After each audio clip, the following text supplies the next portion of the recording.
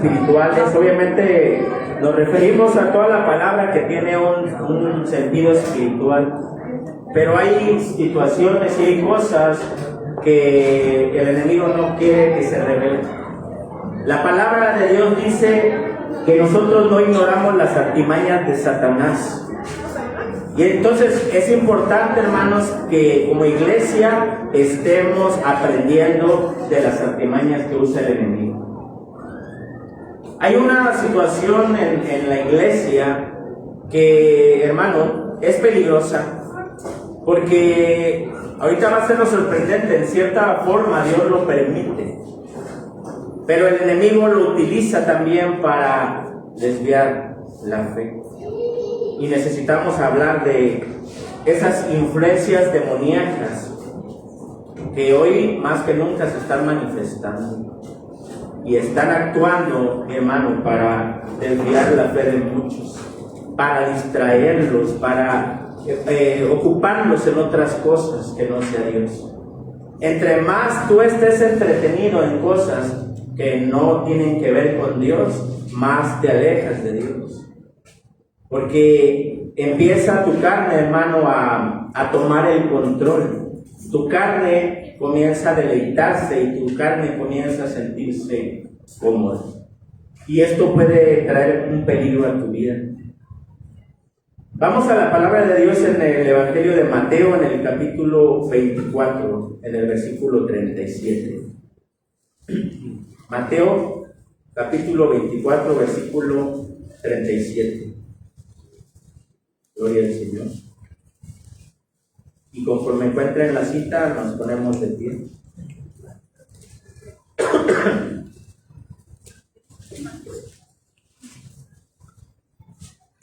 Gloria a Dios. Gloria al Señor.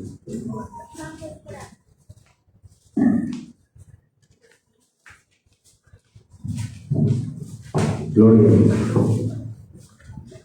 Amén. ¿Estamos ahí? Mateo capítulo 24, versículo 37. Y ahorita les voy a pedir que subrayen un punto fundamental de esta cita. Dice la palabra de Dios, en el nombre del Padre, del Hijo y de su bendito Espíritu Santo. Mas como en los días de Noé, así será la venida del Hijo del Hombre. Porque como en los días antes del diluvio, estaban comiendo y bebiendo, casándose y dándose en casamiento, hasta el día en que Noé entró en el arca. Y no entendieron, subrayen esa palabra por favor, los que tengan modo o recuerden esa cita. Y no entendieron hasta que vino el diluvio y se los llevó a todos. Así será también la venida del Hijo del Hombre. Vamos ahora. Bendito Padre Santo, en el nombre de Jesús. En este momento le pido, Padre, para que traiga esa revelación, para que traiga esa convicción y traiga, Señor amado, ese entendimiento, Señor, a su pueblo. Señor, porque es urgente y es necesario que su pueblo entienda, Señor. Así como se hacía esa pregunta, Señor, al eunuco, cuando Felipe le preguntaba, ¿entiendes lo que lees? Así, Señor, nosotros seamos confrontados para entender lo que leemos, Señor. Y que esto nos libre, Padre, de todos los ataques del enemigo. Pongo en sus benditas manos este tiempo, en el poderoso nombre de nuestro Señor Jesucristo, y que su Espíritu Santo, Señor, nos dé esa capacidad de entender su palabra. En el nombre de Jesús. Amén. Amén. Gloria a Dios, hermanos. Pueden sentarse. Muy bien. ¿Por qué les pedí que subrayaran esta palabra y no entendieron? La falta de entendimiento. Y esta falta de entendimiento, mi hermano, está relacionada a un espíritu que se le conoce como el espíritu de estupor o espíritu de letargo. La palabra estupor que ahorita vamos a leer en Romanos es la palabra catanuxis. ¿Alguno ha escuchado la palabra catalepsia o algún otro tipo de palabra? Esta palabra catanuxis, mi hermano, tiene diferentes significados. Uno es aturdir, aguijonamiento, entorpecimiento, torpeza, adormecimiento.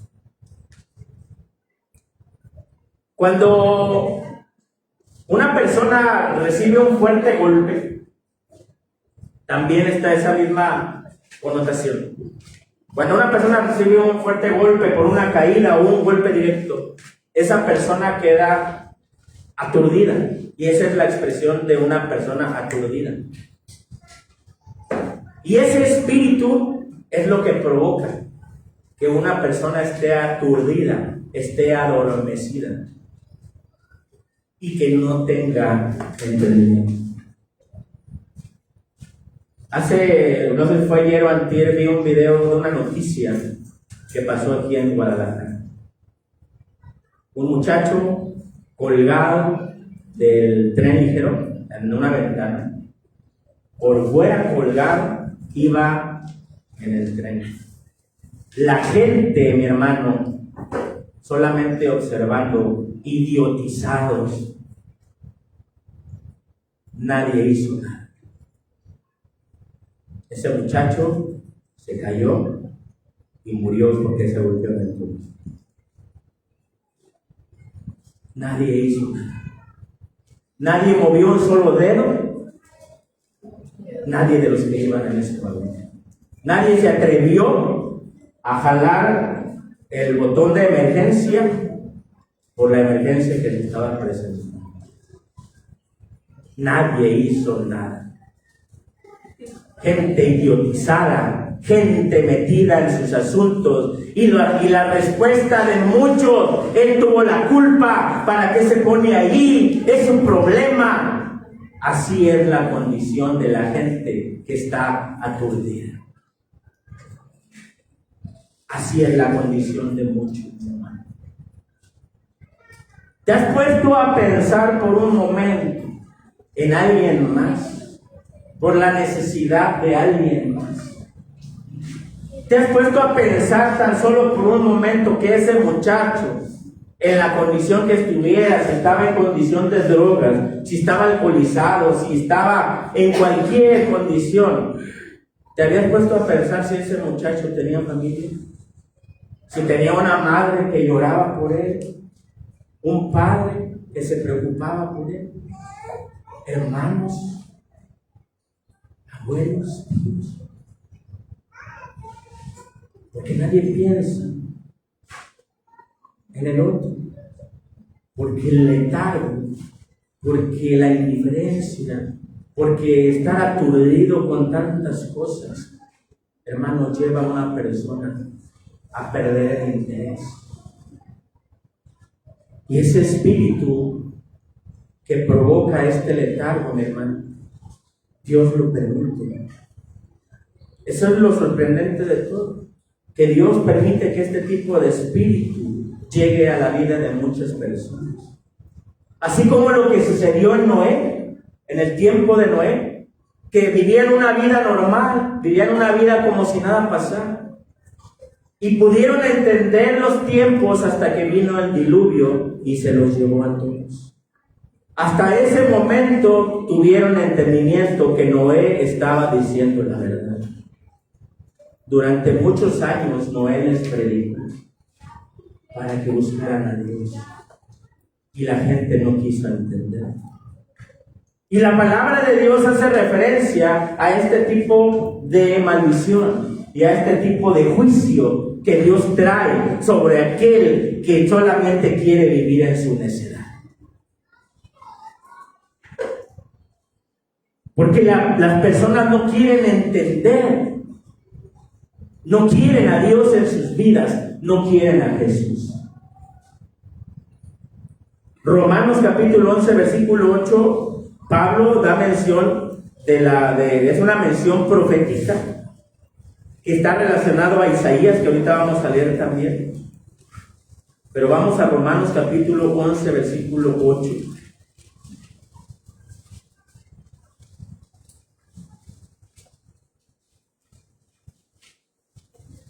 Pablo, hermano, hace una mención del pueblo de Israel por el endurecimiento de su corazón, porque no quisieron aceptar a Jesús.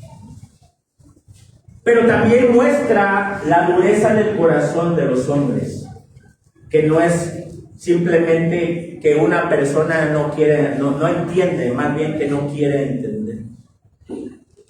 Algunos no quieren entender, ¿verdad? Hay muchachitos, muchachitas que no quieren entender. No quieren entender nada. No quieren aceptar la verdad. Y aquí es donde viene la consecuencia. Dice la palabra de Dios en Romanos capítulo 11, versículo 8.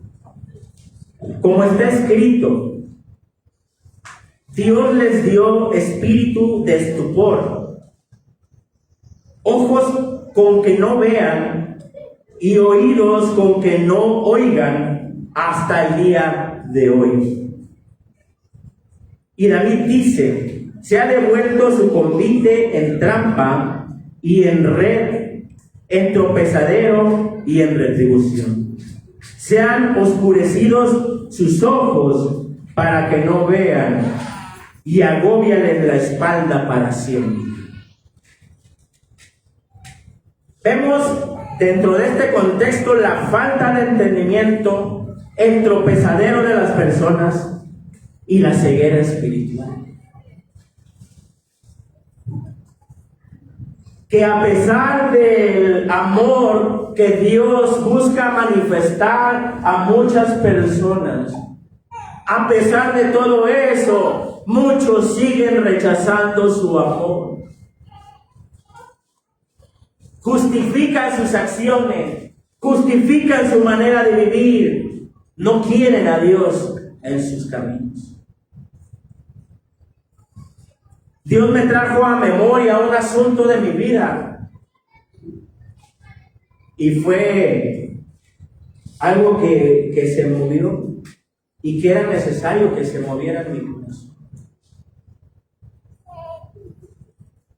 Hermano, Dios ha tenido misericordia de nosotros.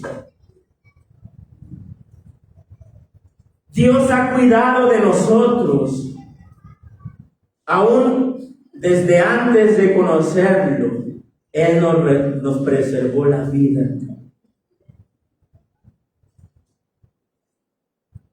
Les voy a contar algo que es necesario. No me gusta tocar mucho esos puntos, no porque revive algo, porque al final de cuentas yo ya entregué todo, pero simplemente ya es algo que pasó. Pero es algo que no lo he contado, pero que Dios me lo mostró y que es necesario que lo hable. Cuando en alguna ocasión yo les conté que tuve una relación a los 12 años con una mujer de 15, una muchacha de 15 años. Era mayor que yo, no solamente de edad, también de estatura. Esta muchacha tenía ideas muy extrañas, practicaba brujería, hacía cosas viles, y yo duré con ella 3 años. Era una persona amenazante, era una persona agresiva. Yo no recordaba ciertas cosas porque las había dejado.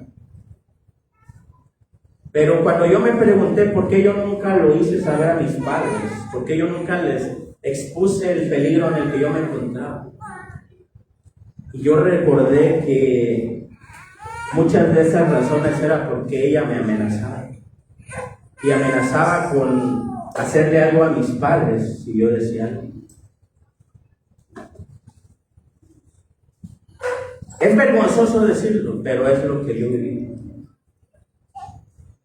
Esto no es el problema, yo lo había comentado esto, pero para poder entrar en detalle. Cuando ella cumple 18 años, yo tenía 15 años, había entrado apenas al bachillerato.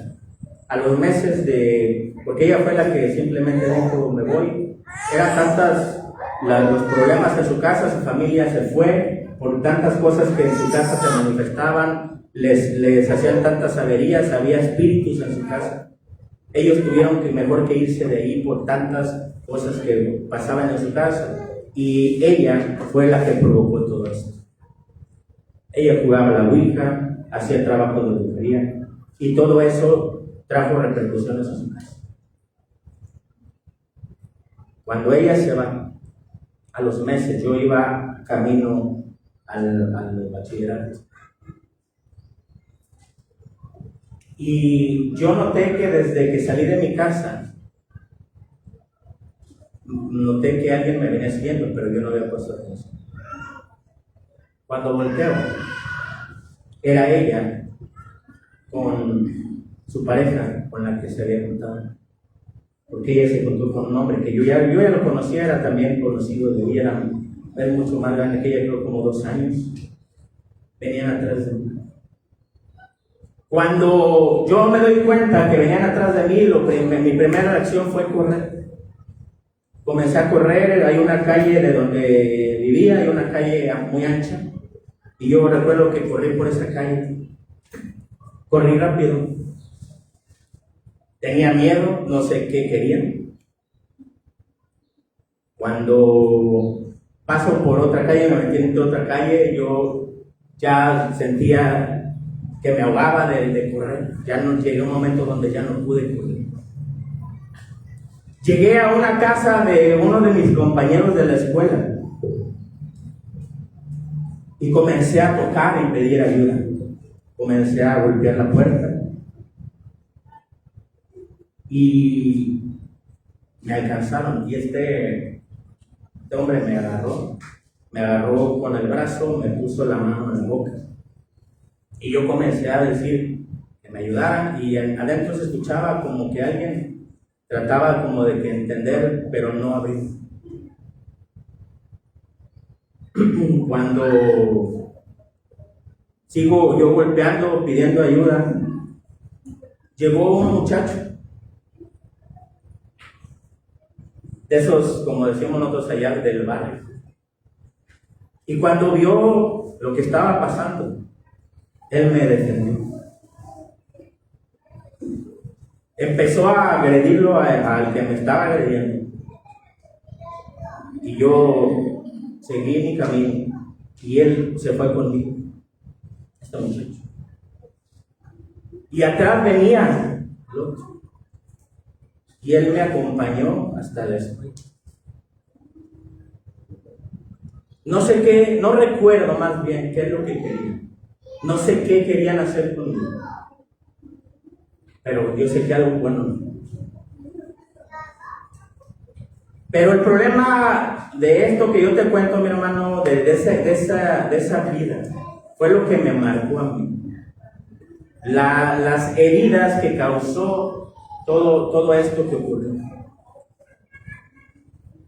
El impacto que trajo a mi vida, los temores que llegaron, la desconfianza, la ira, el odio. Pero Dios me mostró más allá de todo eso que yo viví, lo que se guardó en mi corazón, por esa etapa difícil en mi vida. Fue este joven, este varón que me defendió. Jamás lo volví a ver. Jamás volví a saber de él. Pero yo sé que Dios tenía cuidado de mí. Porque iba a haber un momento donde yo lo iba a conocer. Y Él me iba a liberar y me iba a salvar. ¿Por qué te cuento esto?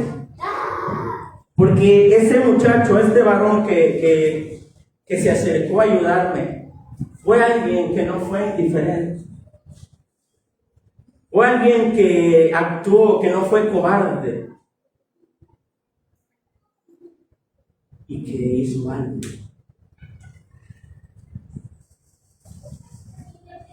Eso puedo decirte que cambió el rumbo de mi vida. Porque si a lo mejor este muchacho no hubiera estado, era muy temprano. Entrábamos a las 7 de la mañana, más o menos era como 6:30.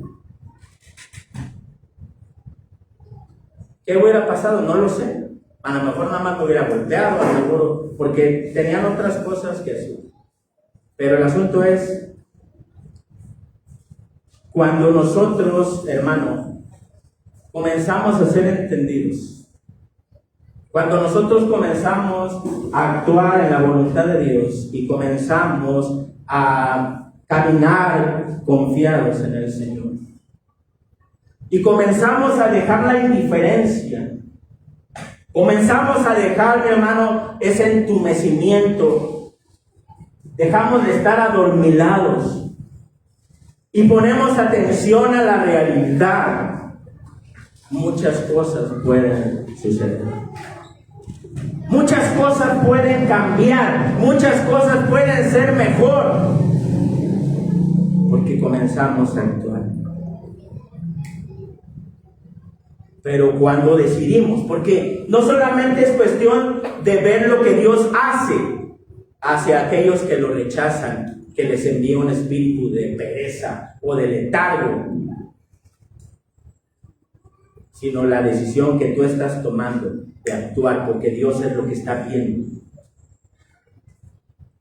No es un juego, hermano, donde tú digas, Dios simplemente endurece a quien quiere endurecer y tiene misericordia de quien quiera tener misericordia. No es un juego, es un juicio por causa de aquellos que no quieren aceptar la voluntad de Dios. Y al ver Dios que no hay respuesta, le entrega a la persona a la mentira. Porque Dios está tocando la puerta, tocando el corazón, hablándole a las personas que se arrepientan, que se aparten, que tomen una nueva dirección. Y las personas siguen sin obedecer. Las personas siguen sin actuar. ¿Por qué? Porque el enemigo les ha cegado el entendimiento. Esa es la estrategia de Satanás. Cegar el entendimiento para que no le resplandezca la luz. Para que nadie haga nada. Para que nadie actúe. Para que a todo mundo le valga. Para que sea el hombre irresponsable en lo que Dios le ha dicho. Y el enemigo sabe cómo usar esas cartas. Por medio de lo que tú ves, por medio de lo que escuchas, por medio de lo que permites. Los ojos, dice la palabra de Dios, que son las ventanas del alma. Lo que haces tú, en lo que te deleitas, en lo que te entretienes, el enemigo lo usa para distraerte. Te la pasas metido en asuntos que no convienen, perdiendo el tiempo. Y el enemigo está contento por eso. Porque entre más te entretienes en el mundo, menos buscas de Dios. Y entre más lugar le das a Satanás, menos lugar le das al Señor. Cuando Eva fue, hermano, engañada, dijo que cuando vio ese fruto, que era agradable a los ojos. Eso es lo que ocurre con el mundo. Las cosas que son agradables a sus ojos, que el enemigo permite, pero que también tú aceptas. Las cosas agradables de los ojos son las que te desvían muchas veces del propósito de Dios. Hay tres enemigos que debes recordar y debes reconocer. ¿Cuáles son? Con los cuales vas a pelear toda tu vida. Los deseos de los ojos, los deseos de la carne y la vanagloria de la vida. Son los tres enemigos del cristiano. Y tienes que tener claro esos enemigos. Todo lo que entre por tus ojos, tienes que discernirlo. Todo lo que venga a tu carne, tienes que discernirlo. Y todo lo que te lleve a la vanagloria, al reconocimiento propio, al yo lo hice, al yo lo logré, al yo soy esto, yo he logrado, yo he podido hacer mi vida, yo esto, yo. Esos son los enemigos del cristiano. Y el enemigo sabe cómo usarlos para derribarte. Vas a enfrentar cosas en tu vida como yo las enfrenté. Van a haber peligros que tienes que enfrentar, mi hermano, y que Dios lo va a permitir. Pero que si tú reconoces a Dios en tu camino, Él va a enderezar esas veredas. Él va a sanar tu corazón. Él va a liberarte. Él te va a mostrar el camino. Lo que haya pasado, la manera en que hayas sido afectado, las heridas que hayan sido del pasado, hoy tú puedes ser libre porque Cristo es el que te da esa libertad. Pero si tú te aferras a vivir en el pasado, te aferras a vivir de esa manera como estás viviendo, y te llega el predicador y te dice, apártate, arrepiéntete, aléjate, deja eso, y tú dices no, tú estás en un peligro. Porque recuerda una cosa, el predicador, el pastor no está para imponer su voluntad, el pastor está para exponer la voluntad de Dios. Para eso hemos sido llamados, para enseñar, para instruir, para exponer la voluntad. Y si tú no quieres aceptar la voluntad de Dios, Dios te va a dejar seguir, va a dejar que hagas lo que se te antoje. Y a pesar de todo eso, te sigue llamando. Te sigue diciendo, arrepiéntete, aléjate, eso no es bueno para ti, eso te aparta de mí. Pero tú te sigues endureciendo. Tú sigues permitiendo que las cosas del mundo te sigan contaminando, te sigan distrayendo. Y va a llegar entonces el punto donde Dios dice, entrego a espíritu del Eterno, porque no quieren. Si Dios entrega a alguien a un espíritu del Eterno, casi te puedo decir que ya no hay nada que hacer. Que no quisiste aceptar la verdad. Y lo que dice la palabra de Dios, lo que espera para el mundo, es una horrenda expectación de juicio que ha de devorar a los adversarios. Si tú quieres ser adversario de Dios, solamente basta con que lo sigas rechazando. Basta con que lo rechaces para convertirte en un adversario. En esto, mi hermano, tienes que comenzar a aprender, a soltar todo. Cuando vemos en Isaías, mi hermano, en el capítulo 29, versículo 10, el Señor les vuelve a decir esto que Pablo recuerda como profético y les dice que les envía un espíritu de estupor o un espíritu de letargo, para que tengan los oídos y los ojos pesados y no puedan oír y no puedan ver y no puedan entender. Y a los profetas, a los que ven visiones, les trae ese espíritu para que vean pesadamente y escuchen pesadamente. Por eso se levantan profetas falsos, porque creen escuchar la voz de Dios, pero jamás Dios les habló. un caso de un pastor que da ese testimonio de un hombre de Dios. Estaba soltero. Y este hombre se casa con una mujer como 30 años mayor que él. Los dos conocían de la palabra. Al poco tiempo de casarse, esta mujer con la que se casó este hombre menor llega a golpear. La había golpeado su esposo. Llegan con el pastor, le piden consejo. Y el pastor le pregunta, ¿qué pasó? Y él comienza a decirle que era una mujer muy dominante, muy posesiva y que ya lo tenía harto. Y le dijo él, ¿y por qué te casaste?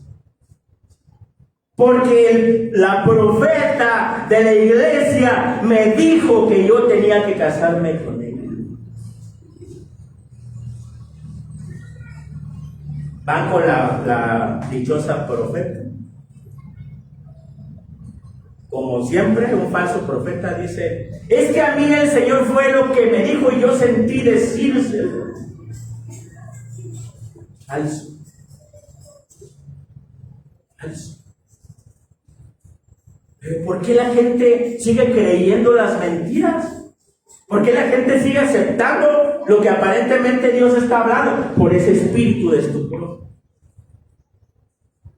Porque muchos quieren escuchar palabras dulces, palabras agradables, palabras bonitas.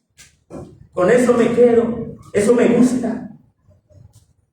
Y ese espíritu, hermano, sigue gobernando. Sigue desviando a muchos. Sigue mostrándoles que no es necesario esto, que no es necesario aquello, que Dios no es tan exigente. Que por qué Dios lo permitiría. El mismo engaño. Es que no es cierto lo que Dios te dijo. No es cierto. No es cierto que vas a morir. Simplemente tus ojos van a ser abiertos y vas a poder entender lo bueno y lo malo y vas a ser como Dios. Ese es el engaño. Y muchos lo siguen creyendo, muchos se siguen dejando llevar. Muchos siguen aceptando esas mentiras. Por eso hay tanto profeta, mi hermano. Y lo digo entre comillas porque la verdad que pura falsedad en el mundo están viendo y muchos lo están aceptando, siguen aceptando ese tipo de espíritu. ¿Quién está operando? Dios trayendo juicio y diciendo que no quieres entender, ahí va la vara, y el otro aprovechándose y diciendo este es mío. Míralo cómo está todo adormilado, cómo está todo asonsado. Yo lo destruyo. Así es como está operando el enemigo en este mundo. Ahorita más que nunca vemos ese espíritu del letargo, mi hermano. Porque no solamente fue en el antiguo pacto, estamos viendo en el nuevo pacto. Jesús hizo mención de que muchos hermanos tenían cegado el entendimiento. Y luego si vamos a 2 de Tesalonicenses capítulo 2 versículo 11, vayamos ahí. Y esto es lo que viene para lo último.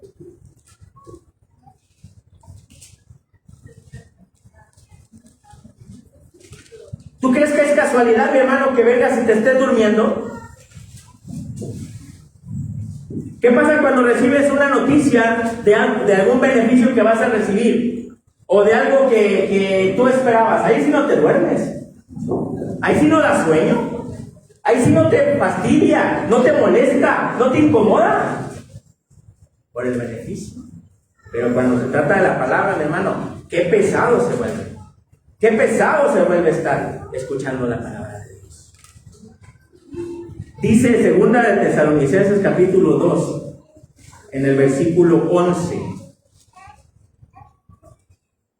Por esto Dios les envía un poder engañoso para que crean la mentira, a fin de que sean condenados todos los que no creyeron a la verdad, sino que se complacieron en la injusticia. Todos aquellos que no aceptaron la verdad, aquellos que se siguen complaciendo en la injusticia. Que Dios tenga misericordia de todos aquellos que viven en indiferencia, así como ese caso de ese muchacho. Que Dios tenga misericordia de esa gente que lo vio morir. Si hubiera estado un hijo de Dios valiente ahí, por lo menos le hubiera tendido la mano, le hubiera jalado para adentro, mi hermano. Pero la gente cobarde de este mundo, que solamente piensa en sí, piensa en lo que necesita, piensa en sus propias necesidades, pero no le interesa lo que ocurra con los demás. El cristiano tiene que cambiar su actitud. Al cristiano le interesa la vida de los demás, porque si aquella persona se muere sin Cristo, no va a ir al reino de Dios.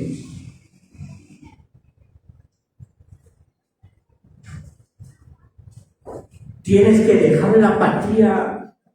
Tienes que dejar todo aquello, mi hermano, que te está impidiendo crecer, entender. Hasta que tú no estés en esos zapatos, vas a entender la situación. Vas a entender cuando pase lo que pasó en el tiempo de Noé. Cuando vino el diluvio es cuando entendiste. Ahora sí vas a decir: Señor, ahora sí te voy a servir. Ya cuando tengas el cuchillo en la garganta y te estén diciendo: rechaza a Cristo, hasta ese momento vas a entender lo que tienes que hacer. Hasta ese momento te vas a dar cuenta que necesitas a Jesús en tu vida. Hermano, es urgente el mensaje. El mensaje tiene que llegar, pero primeramente tiene que llegar a ti. Tú eres el primero en ser confrontado con el Evangelio de Jesús. Si no eres confrontado, si no eres, hermano, puesto en evidencia tu vida delante de Dios, de lo pecador, de lo sucio, de lo inmundo que es, mientras tú no seas expuesto delante de Dios, no vas a entender la necesidad que tienen los demás. Dios me mostró mi condición. Y te trae siempre a memoria lo que haya pasado para recordarte de dónde te sacó, lo que Él ha hecho a pesar de que tú no le hayas conocido. Y de la manera en que Él te guardó y que puso en tu camino ángeles a protegerte. Hay un ejército que te protege de ángeles. Por eso la confianza de nuestros hijos, de todo lo que nos rodea, las preocupaciones, todo eso. Hermano, ¿qué debo de hacer? Yo voy a estar pensando en que si mi hijo, que si mi hija, ¿qué debo de hacer? Mi parte es entregar. Si Dios cuidó de mí sin conocerme, si Dios me protegió del peligro, de la muerte, de lo que haya pasado en todo el trayecto de mi vida, en mis fechorías, en mi maldad, Dios me guardó. ¿Tú crees que Dios no se acordará de mis hijos? ¿Tú crees que Dios no va a tener cuidado de ellos? ¿Tú crees que Dios no va a tener cuidado de mi familia, de mi esposa, de mis hijos? ¿Tú crees que Dios no se va a acordar si lo hizo con este pecador inmundo? Cuando estaba en el mundo. Cuando no conocían. Yo conocía a un Jesús de una religión. Yo le cantaba a un Jesús de una religión. Pero no conocía al verdadero Jesús. Porque me lo presentaron de una manera muy diferente a como Él es. A como Él realmente se manifiesta. Él se presentó directamente conmigo. Él me mostró cómo lo hizo por medio de su palabra, por el mensaje, el evangelio. Él vino a mi vida. Él me mostró que Él murió por mí. Y ahí es, hermano, donde te das cuenta qué tan importante es que tú vivas con esta verdad. Lo que dice el versículo 13, pero nosotros debemos dar siempre gracias a Dios respecto a vosotros, hermanos amados, por el Señor, de que Dios os haya escogido desde el principio para salvación. mediante la santificación por el Espíritu y la fe en la verdad. Debemos dar gracias a Dios porque fuimos escogidos del mundo, de lo vil, de lo menospreciado, del rechazo, de la manera en que la gente te veía. Yo estaba en todo momento, mi hermano, serio, era una persona indiferente, era una persona que no hablaba. En la escuela me decían, este está raro. ¿Por qué? Porque yo no sabía en lo que yo luchaba, no sabía en lo que había en mi corazón, los problemas que yo tenía. No podía contarle a mis padres porque yo tenía miedo. Y la gente lo único que hace es decir, este está raro, este está loco, este así. Pero la gente no conoce lo que hay en tu interior. La gente no sabe por lo que estás pasando, pero Jesús sí lo sabe. Y cuando Jesús lo sabe y tú estás puesto delante de una persona que tiene su corazón, hermano, lastimado, que tiene su corazón destruido, tú serás el instrumento y le vas a decir, el Señor te ama, el Señor te da un lugar y que aunque el mundo te haya rechazado, Cristo te acepta. Amén. Ese es el Jesús, el que sigue hablando, no un Dios bueno, no uno que está crucificado. Uno que vive, que reina y que reina en el corazón. Ese es el Jesús que yo conozco, que nadie me presentó. Muchos por cobardes no me lo presentaron. Yo conocí muchos cristianos en el mundo cobardes. Yo tenía religión. Sí, hubiera peleado con ellos. Les hubiera dicho, hubiera puesto mi religión por encima porque yo era religioso. Pero si se hubiera levantado un valiente, algo hubiera movido mi corazón desde ese momento. ¿Pero por qué? Porque la gente se acostumbra, la gente vive tranquila, la gente vive a gusto. Mientras no se mete en problemas, mientras no diga nada, sabe que nadie le va a decir nada. Mientras no diga que es cristiano, no hay problema porque nadie lo va a tocar o a atacar, aunque los demás ya sepan que es cristiano, aunque se dan cuenta que entra aquí, porque lo ven. Pero nadie sabe que es cristiano. Y el único engañado es él. Ese es el problema. Que el único que no sabe que es cristiano eres tú. Porque todo el mundo ya lo sabe. Y más aquí en este pueblito. Que todo el mundo habla. El chisme donde quiera, pero aquí abunda, ¿ah? Que nos pongan en el primer lugar. No, mi hermano, yo sé que en todos lados pasa, pero puedes estar en boca de todos, pero la gente cobarde calla cuando pasas cerca de ellos. Y si tú mientras mantengas esa posición de que yo estoy aquí entre el mundo y acá, la gente se va a seguir burlando de ti. La gente se burla a nuestras espaldas, de nosotros se burla, de mí se burla de mi familia. Pero ¿por qué delante de mí no lo hace? ¿Por qué delante de mí la gente no se burla? Porque yo no lo permito. Porque yo no estoy con jugarreras con ellos. Si tú estás con jugarreras con la gente no va a ver la seriedad en ti. Si se burlan detrás de ti, como siempre, la gente es cobarde y puede hablar cosas, pestes y todo lo que quiere decir, eso es del mundo. Pero porque hay gente que llega a ti y muchas veces te confronta. Porque hay gente que se burla de tu fe y te lo dice así en tu cara directamente. Porque tú te llevas con ellos. Porque tú no has mostrado una seriedad en tu vida cristiana. Porque no te das a respetar, mi hermano. No estás poniéndote en el lugar de un embajador de Cristo. Sigues deleitándote con el mundo.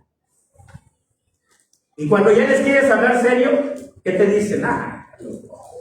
Ni tú mismo lo haces, ni tú mismo lo vives. ¿Por qué? Porque ya te acostumbraste. Ese espíritu, mi hermano, ya te domó, ya te dominó. No dejes que siga destruyendo tu vida. Momento, dice el Señor, levántate tú que duermes y te alumbrará la luz de Cristo. Levántate. ¿Cómo lo vas a hacer? No es que vengas y quieras agarrar los folletos y ya te quieras ir por todas las calles a evangelizar. No, comienza por tu casa. Comienza en tu hogar, en tu matrimonio, con tu familia. Comienza a levantarte en tu hogar. Comienza a hacer la diferencia en tu casa. Ahí es donde comienza un cristiano. Cuando perdona, cuando comienza a reconocer sus errores, cuando a pesar de sus debilidades dice, tengo que cambiar esto, tengo que resolver esta situación, no lo deja pendiente. Es alguien que realmente está dispuesto. Mateo capítulo 13, versículo 15. Voy a leer esta cita. Mateo capítulo 13, versículo 15.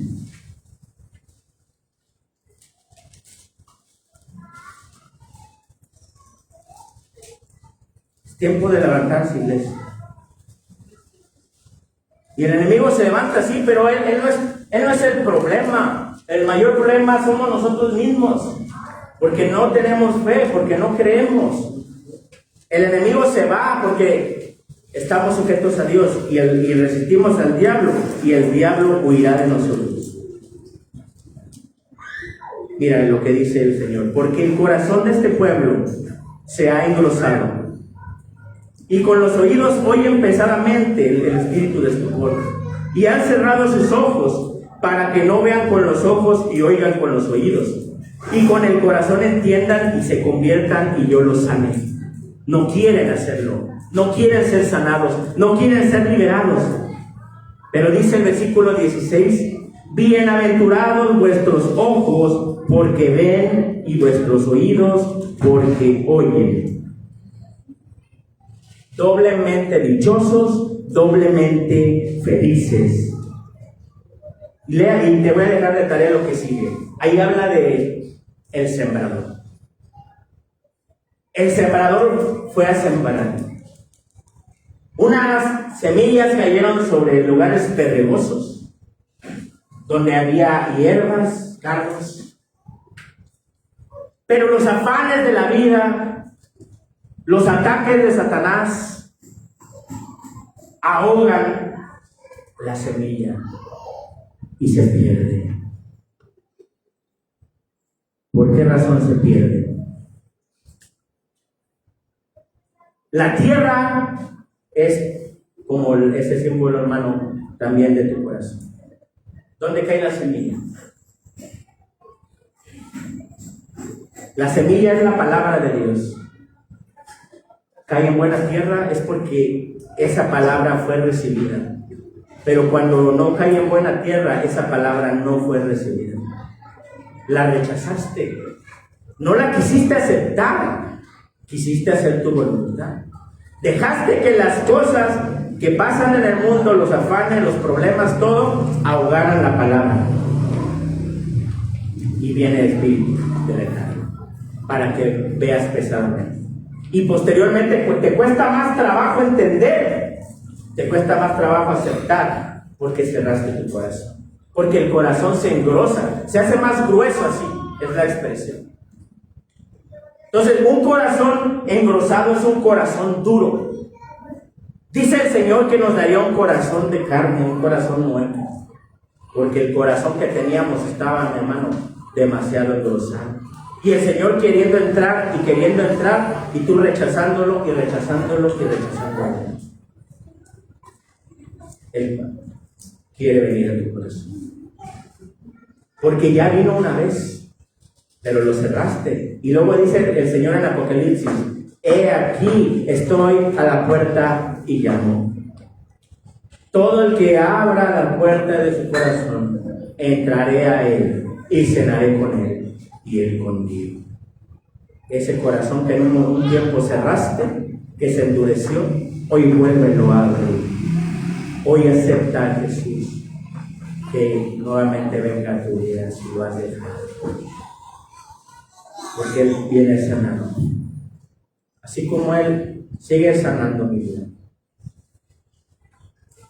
¿Sabes qué provocó, mi hermano, esto? Que me recordó el Señor. No rabia, no tristeza. Vino un temor. Hermano, tenía temor. Me invadió un temor porque reviví esa escena. Y me invadió un temor. Y en ese momento le dije, Señor, yo te entrego esto, perdón, no soy. Se fue el temor. Porque el enemigo trata de distraerte, de desviarte con cosas que muchas veces quedaron pendientes. Vamos a disponer nuestro corazón, ponte de pie. Vamos a orar, vamos a entregar, vamos a reconocer, vamos a soltar. Si hay una herida del pasado, si hay algo que te está impidiendo y tú lo estás permitiendo porque tú crees que es una forma de tú mantenerte seguro, protegido, es una coraza que has puesto en tu vida para tú no reconocer la libertad que Cristo te ofrece, y has permitido que Satanás, por medio de esos engaños, te siga manteniendo conformado. Solamente, ¿qué necesitas hacer? Sé humilde, reconoce tu condición. ¿Cuántos engaños el enemigo ha traído a tu vida?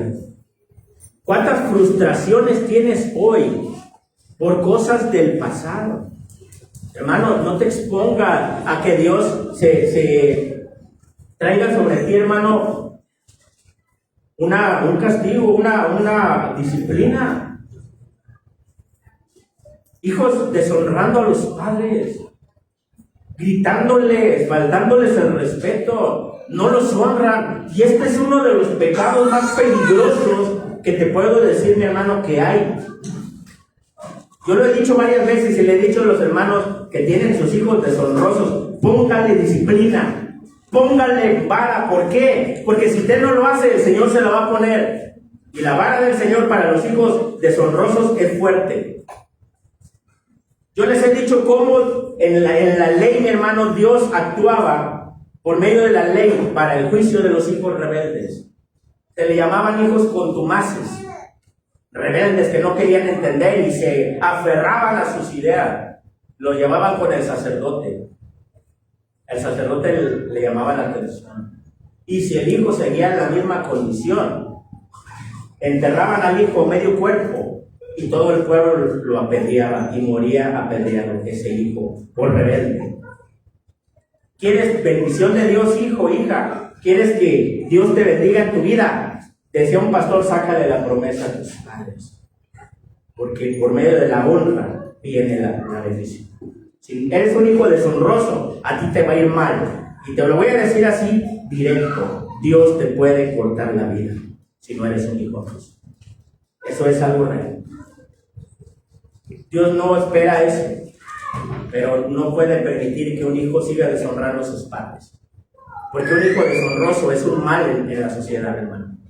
Porque si no respeta a sus padres, no va a respetar a las personas del mundo. Es un mal en la sociedad un hijo deshonroso. Suena fuerte decirlo, pero esto es la realidad.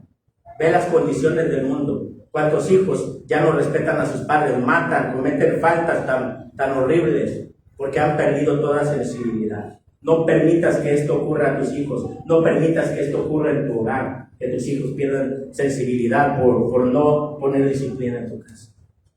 Comienza a poner un orden en tu vida y poner orden en la vida de tus hijos. No dejes que el letargo te gane. Cierra tus ojos y medita en qué cosas tú necesitas ser transformado, mi hermano. Permítele a Dios que te examine, que examine tu corazón. Dale esa libertad para que Él, hermano, traiga esa sanidad a tu vida. Pero permíteselo. No te endurezcas, no te pongas en una manera a la defensiva. Porque el Señor te ama. Mira, dice el Señor que eres manso y humilde de corazón. Él no va a venir a darte de golpes, a decirte por qué lo guardas tanto tiempo. Él va a venir a sanarte. Porque Él te entiende. Él conoce tu condición. Él sabe por lo que tú estás pasando en este momento. Sabe cuánto dolor enfrentaste. Sabe las luchas que tuviste. Sabes los momentos tan cruciales por los que pasaste y que marcaron tu vida y que te llevaron a otra dirección. Y que hoy posiblemente sean los que te estén estorbando y que no quieras aceptar la verdad de Dios. Que no dejes que sea eso. Que no oigas pesadamente la palabra. Hoy abre tu corazón a Jesús. Jesús está para sanar. Pero si tú te aferras a vivir a tu manera, lo único que espera para tu vida, hermano, es la expectación de Cristo. Si realmente no te has arrepentido y no has nacido de nuevo. Si eres nacido de nuevo, el Señor va a tener que tratar contigo personalmente. Pero si no eres nacido, hermano, estás en peligro. Yo te lo digo, porque la palabra de Dios lo dice. Abre tu corazón. Sé sensible al amor del Espíritu. ¿Qué te está mostrando el Señor en este momento?